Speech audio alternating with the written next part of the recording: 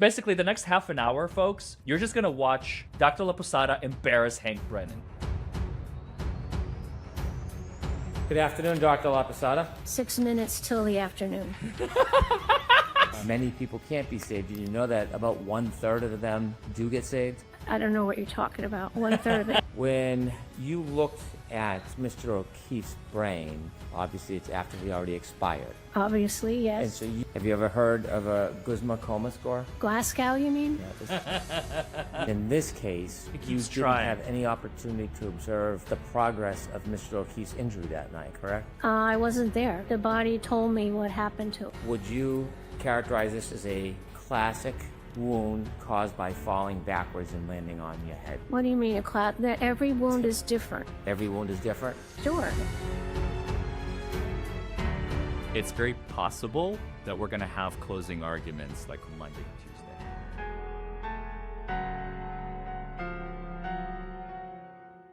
Well, hello, everybody, and welcome back to Buckle Up. It's the Law with Attorney Larry Forman. Folks, today we are going to be doing something amazing, something incredible, something so beautiful that I have never in my life seen a defense witness react in such a way and confront the prosecutor asking questions. I mean, this woman, Dr. Laposata, gives no crap whatsoever about Brennan's questions, nor does she have any respect for him.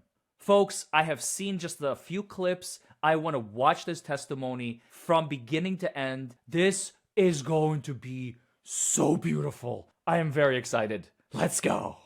Oh, and before I forget, if you have not checked out our members-only content, go check it out. Membership started at 99 cents for an intern, and so you can check out all of the content that we have under the paywall, and most of it is going to be Diddy at this juncture. Good afternoon, Dr. Laposata. 6 minutes till the afternoon. Good afternoon. That's okay. Right out of the gate, she's like, actually, she's very precise. That's what that tells me. That witness is very precise. It's 6 minutes until the afternoon, Mr. Brennan, but good afternoon to you regardless. I mean, she's almost like Ms. Dever, only much better, because Dever is just snarky and it's empty and hollow and she's a liar. Laposata is snarky and it's amazing.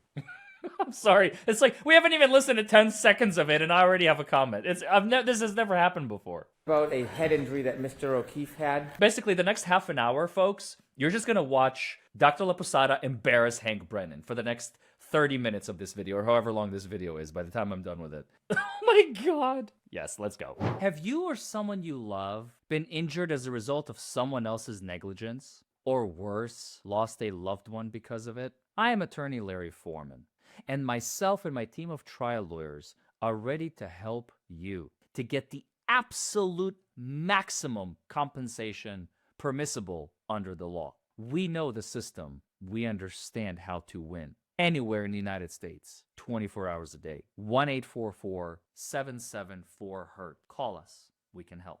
Suffered from Yes. that caused his death. Yes. Was that caused by being thrust backwards? Yeah, the motion was upwards, down. And the way you just showed it could be a fall. Correct. Did you have an opinion looking at his wound that he was thrust backwards? What do you mean thrust? Well- His body went backwards. There may have been some applied force to it. I don't know about thrust. I'm asking if you have an opinion. Your words. Do you have an opinion about thrust? What do you mean thrust? Did the forensic pathology diagnosis mean O'Keefe's body was thrust backward? If you want to say thrust as indicating movement, that it went backwards, then you could say it was thrust. Okay, may I approach? Yes. Showing you page 2 of your report, Dr. Laposata. Yes. I'm just going to ask you to read it, not out loud, and then I can ask you the question after we take it. But I want to Yes. take a look. Yes. Are you familiar with that? No, absolutely. So, Dr. Laposata, what did you mean when you described that Mr. O'Keefe's body was thrust backward in a standing position? I mean that he was standing upright and his body had momentum and went down and hit at the back of his head. So when it was thrust backwards. You cannot tell forensically how much momentum he had, can you? No, we don't do those analysis. And you can't tell if anything caused that momentum based on the head injury, can you? What do you mean cause it? It was caused by his body went backwards. And so the amount of force causing him to go backwards, that's not something you can determine from the head wound, is it? No, I can't tell you the amount of force. It was significant because he had the massive skull fractures. Did you say it would be significant? Yes, significant force. You had an opinion to the jury today, and you said that you believe that Mr. O'Keefe died within 15 minutes. Yes, I think that process would start within 15 or 20 minutes. Is that to a reasonable degree of medical certainty, that opinion? Yes, based on the severity of the injury and the brain swelling. When you looked at Mr. O'Keefe's brain, obviously it's after he already expired, correct? Obviously, yes. And so you didn't have any clinical observation of the progress of his injury that night, did you? I was not observing him. I did not observe how he got his injury.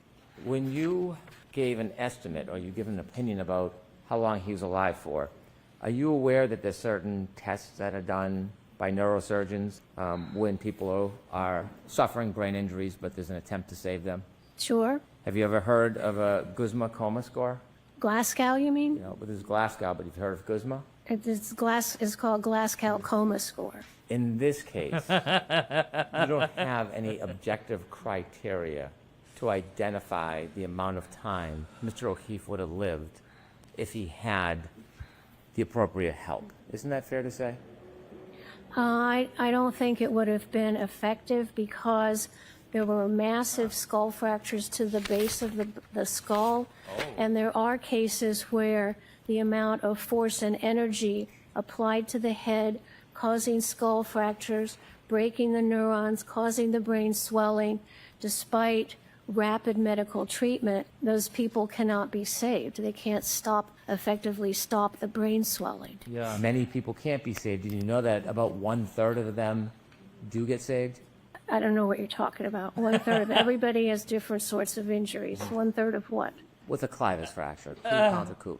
Are you aware that 1/3 of those patients survive if they get the proper treatment? It depends on the amount of force. Okay. Are you aware that a study would show? Have you ever read a study by What study? Isaac Wolf on clivus fractures? No. Have you read any studies on clivus fractures? Clivus fractures? Yes, I understand what clivus fractures are. It's a part of the base of the skull. Okay. And And it have depen- you? Oops. Okay, go ahead. Please. Did you want to? No, say? you go ahead. Oh, I'm sorry. Have you read any studies that tell you, with the proper treatment, despite these potentially catastrophic injuries, that 1/3 of patients can survive?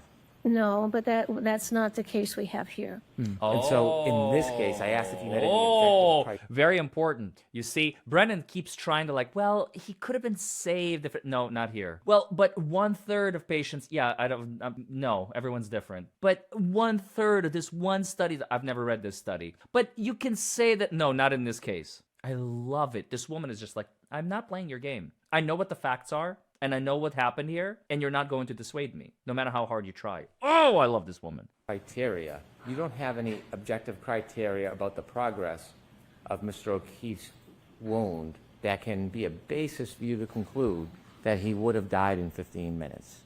Isn't that fair to say? No, I understand what happens to the brain when it gets that sort of injury. I understand the time course and the physiology. I've seen hundreds of individuals who've had brain injuries. Some survive for a longer period, some die earlier, and it depends on the amount of force and the amount of brain swelling. And in Mr. O'Keefe's case, we had the massive skull fractures of the base of the brain and immediate swelling and subarachnoid and subdural. So he had a large force applied to his head, which caused the brain swelling and the herniate and the progression of the brain stem down through the foramen magnum that stopped the brain. It was a very forceful impact. You examined his brain after you looked at photographs. You can't tell us objectively when his brain swell started. It started immediately after impact. And you can tell us what the progress of that brain swell was by looking at his post-mortem photos. By looking at the postmortem photos and the postmortem examination, I can tell the degree of force from the extensive skull fractures that were present. What was the degree of force? It was medium to large.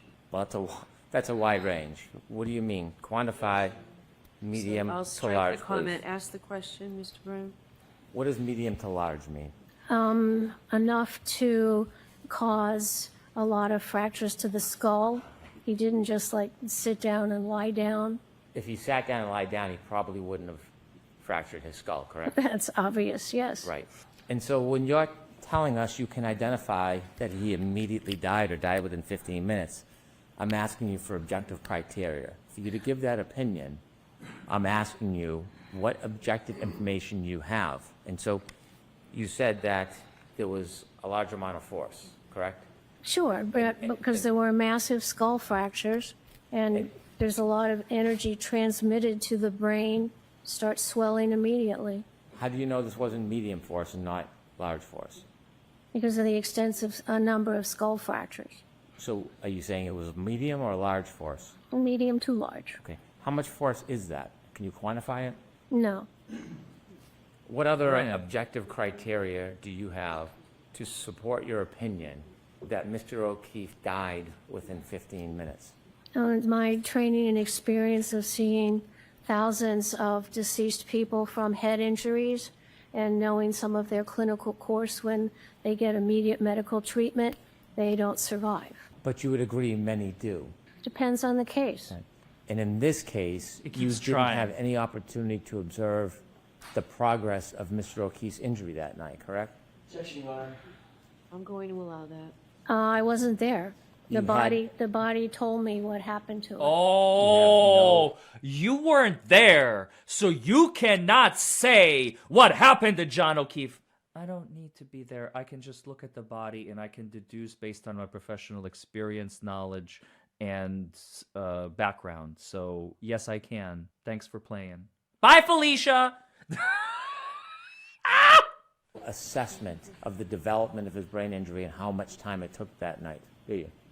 I do, from understanding the significant skull fractures and the swelling of the brain and the compression of the brainstem that all happened very rapidly because of the amount of force that caused all those skull fractures on the base of the skull. And by the actually way, the simple fact that she keeps saying all those skull fractures, multiple points of impact. Is anybody following along, or is it just me who's like crazy? Multiple skull fractures. You don't just like hit your head on the ground and then bounce off of it a couple more times just to make sure you die. Like, who does that? That's ridiculous. Something more realistic? Multiple skull fractures. And voila. then hemorrhaged into his upper eyelids. That's a large amount of force. Was gross edema found on his brain? I think it was swollen, yes. But was that a finding? Yes. Where did you see that finding? Well, in order to have the herniation of the brainstem, the brain swells. Where did you see that finding? I can't answer that. I just know it from understanding, looking at the pathology. So at the end result, at some point, Mr. O'Keefe had gross edema.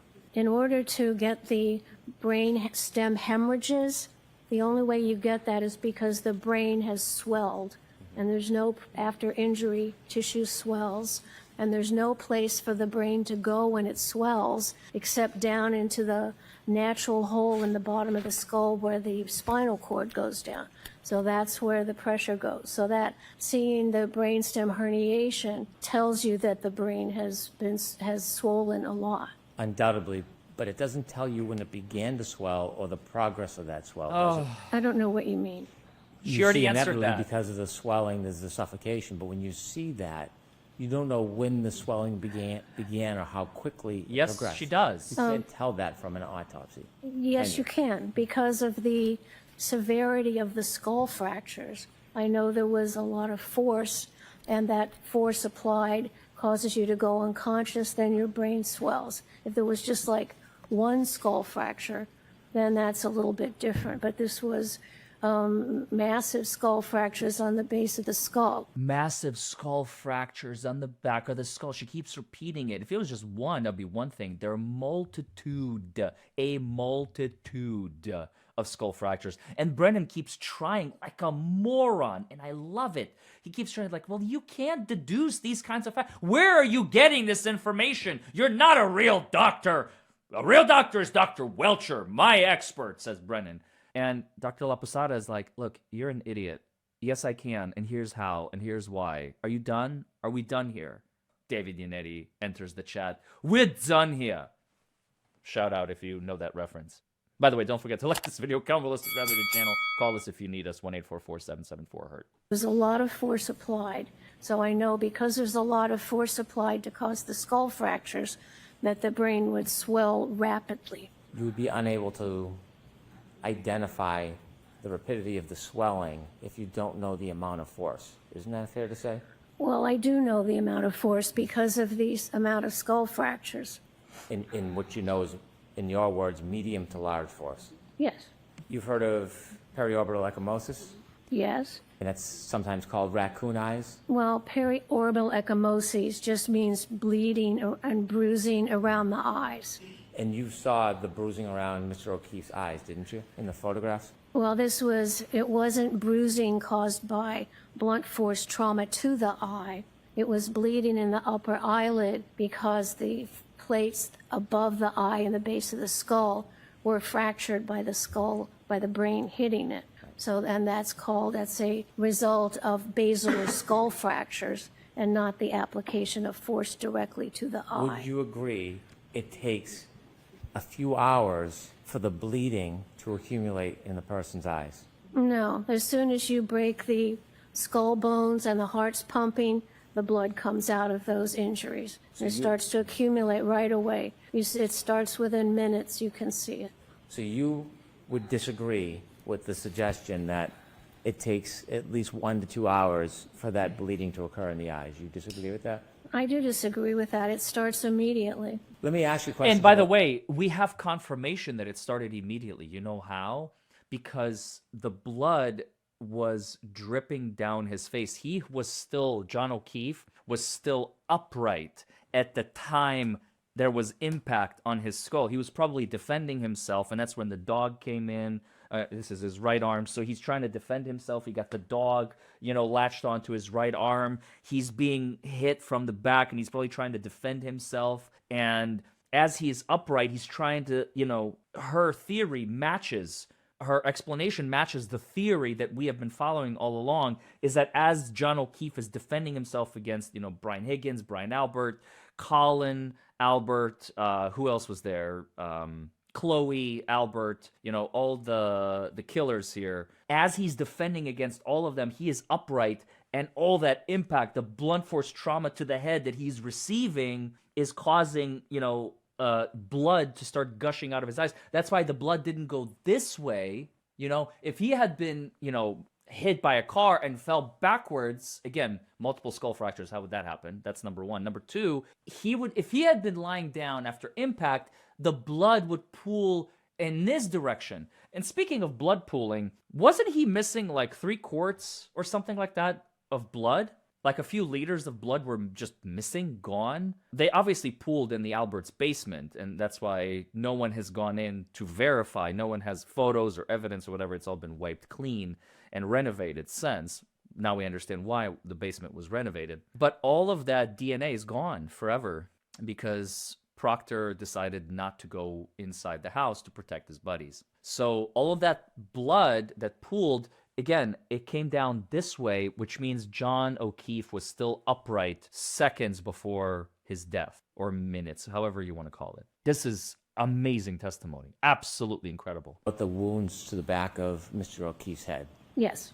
You see a linear abrasion? Yes, vertical lines, yes.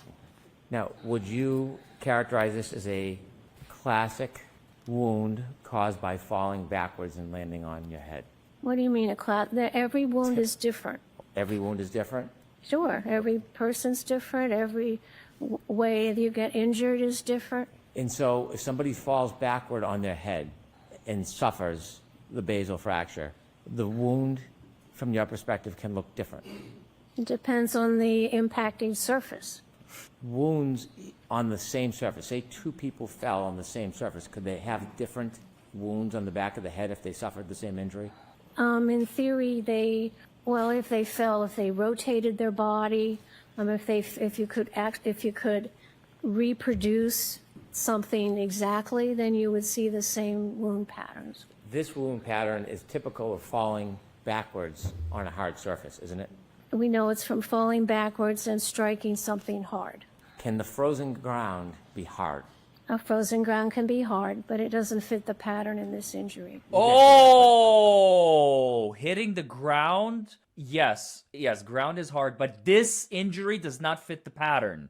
Oh my God, this is crucial. Listen. Is it hard enough to cause a basal fracture? It can cause a skull fracture. The frozen ground is different than a sheet of ice, right? It's not smooth and flat like a sheet of ice, is it? Well, it could be, I guess. Okay. You mentioned there's some granular patterns in this wound. Yes. Here? Yes. The area in front of 34 Fairview, the frozen ground, do you know if there was any impediments in the lawn that was frozen? In the what? Oh, the lawn? Yeah. Yeah, sorry. Yes, I saw the scene photographs of when the snow was removed, and it was like winter lawn grass, so it was some green, some brown that was pushed down, and like straw that was going different directions, which wouldn't give you that pattern. Did you see the exact area where Mr. O'Keefe last moved? I saw that general area, and there were a lot of photographs, yes. You say general area. Can you tell us that you saw photographs of the spot where Mr. O'Keefe was lying when he was found? No, because those photos Yes, were that taken. general area. Could you see the ground where his head was? Can you identify that? Yes, with the scene investigation, they shoveled the snow off of that area. And you had never had a chance to go out to that scene yourself, did you? No, I just looked at all the photographs. You cannot see what's under the grass and the dirt, can you? Well, dirt's under the grass. Well, do you know if there's any rocks or impediments or bumps? Rocks. It was a smooth surface covered with grass. It was a smooth surface? The front lawn was a It smooth was surface? a flat surface Flat. covered with grass. Okay, and do you know what was under the grass, whether there was any pebbles, rocks, debris? I didn't see any. From the photo. Correct. But you don't have any first-hand knowledge that exact area where it ended. He's What exhausting. the turf was like, do you? I saw photographs of that lawn where they removed his body from. So you're relying solely on the photographs, is that fair to Like say? everybody else, Correct. Brennan. Do you know if Mr. O'Keefe was wearing anything that could cause abrasions when he landed to cause that scraping pattern in addition to the linear abrasion? He did have a baseball hat on, but that would not cause the pattern. The area of the abrasions, is that in the area of the level of where a baseball hat would be on the back of somebody's head? It could be. If somebody Wait a hits- minute. Didn't they also find a winter hat? Am I hallucinating? Wasn't there also a winter hat that was found on the scene, or am I making that up? Why do I feel like there was also a winter hat? Who wears a baseball hat and a winter hat at the same time, by the way? the ground and falls backwards, can they slide? And if they're on an incline, What if they're thrust? well, if you fall backwards and you fall backwards on an incline, your body might move. What if you fall backwards on flat ground? Does the body, can it move after it falls? Not really, maybe a little.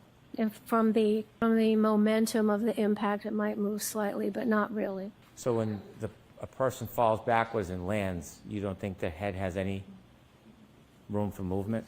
Not significant. Well, not significantly, maybe just a quarter inch, half inch.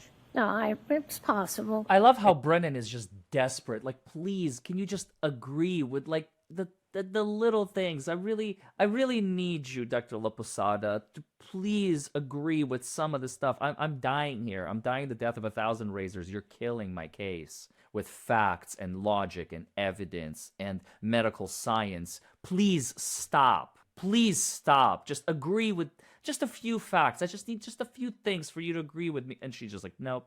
Well, sure, I can give you that one, but nope. This is amazing. And did you see the scrapes on around the wound of Mr. O'Keefe's head? Of course I saw them, yes. And they're all within, what, about an inch? What are you describing? What part? Are you describing the tearing, the laceration of the scalp, or the vertical abrasions? The vertical abrasions. There were maybe an inch, inch and a half. Inch and a half. Do you think that if someone fell backwards and landed on the head, they could move an inch and a half? He landed on something that had a ridge on it to cause the laceration in the scalp, and then with a little bit of movement, those vertical scratches were caused by some kind of like pebbly-like surface. Pebbly-like surface, like repeated blunt force trauma to the head with a blunt object. Hello? Wow. Dr. Laposata, you are my spirit animal. I love you. This was amazing. Amazing. I'm so happy I get to share this video with you all. Once again, don't forget to like this video, comment below, subscribe to the channel, folks. As we continue inching closer and closer to the end of this trial. As we are speaking, it's Dr. Rentschler who is on the witness stand right now. We are probably going to have rebuttal starting tomorrow, Thursday, and we might have closing arguments on probably not Friday anymore. I don't think it's going to conclude this week, but it's very possible that we're going to have closing arguments like Monday or Tuesday of next week. I mean, that's it, folks. This is it. It's hard to believe that we're finally coming to a head, and the jury is going to start deliberating 100% next week. 100%. It's crazy to think about. But anyway, thank you all for watching. I hope you learned something. I hope you enjoyed it. This was magnificent. Thank you, Dr. Laposata, for enlightening us with some of the most amazing, snarky comebacks I have ever heard in a cross-examination. Way better than Dever. Like I said, Dever was just a weasel. She was just a And Laposata is like, nope, you're an idiot. And here's why. And he's like, no, but I'm not an idiot. And here's why not. And she's like, your opinion, sir. I disagree. It's so good. All right, I'll see you guys in the next video. Bye, everybody.